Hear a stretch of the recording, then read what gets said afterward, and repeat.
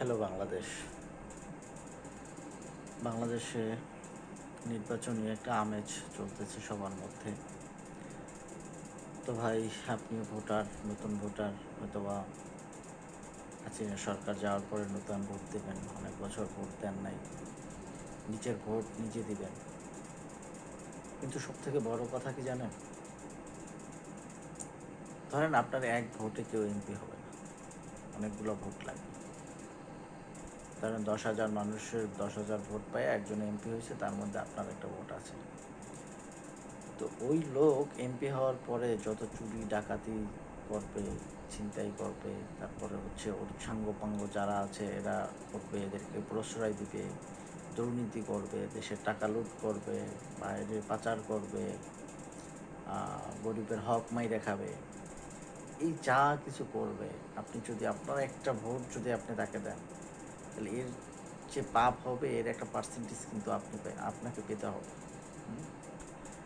তো ভাই, ভোট দিবেন আপনি, আপনার ভোট আপনি দিবেন যাচাই বাছাই করে। আপনার যদি কোনো প্রার্থী পছন্দ না হয়, যে না ভালো কোনো প্রার্থী নাই, সব শালা চোর, গুন্ডা, বদমাইশ, বাটপার, আপনি দিয়েন না ভোট। আপনার ভোট না দিলে তো আপনাকে জরিমানা করবে না কেউ, আপনাকে কেউ গালাগালি করবে না। আপনার ভাল লাগে না, আপনার প্রার্থী পছন্দ হয় না, আপনি দিয়েন না। যদি আপনার এলাকায় যদি আপনার পছন্দ মতো কেউ না হয়, আপনি দিয়েন না। তো অসৎ পত্রে ভোট দিয়া ভাই নিজে অপরাধী হয়েন না, আবার 5টা বছর নিজেকে গিলটি ফিল করেন না যে আমি কি করলাম, অমুককে ভোট দিলাম, এছাড়া তো বাটপাট, চোর, ডাকাত, সে টাকা লুটপাট করতেছে, এগুলো করেন, আগে বস্তায় না। তারপরে ধরেন আপনি ভোট না দিলেও যে একজন হয়ে গেল খারাপ লোক, তখন নিজেকে তো বলতে পারবেন যে না, আমি অন্তত ভোট দিই নাই তাকে। নিজের প্রাপ্তিটা নিজে পাবেন তখন।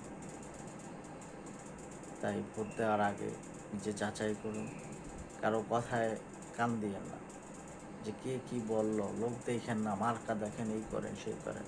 আরে ভাই না, আপনি কি নিজেকে বিক্রি করে দিছেন মার্কার কাছে? আপনি নিজের মনুষ্যত্ব, নিজের সব কিছু কি বিক্রি করে দিছেন? একটা ভালো মানুষকে ভোট দেন, যে মানুষের জন্য কাজ করবে, এলাকার উন্নয়নের জন্য কাজ করবে, এমন কাউকে ভোট দেন। ধন্যবাদ সবাইকে।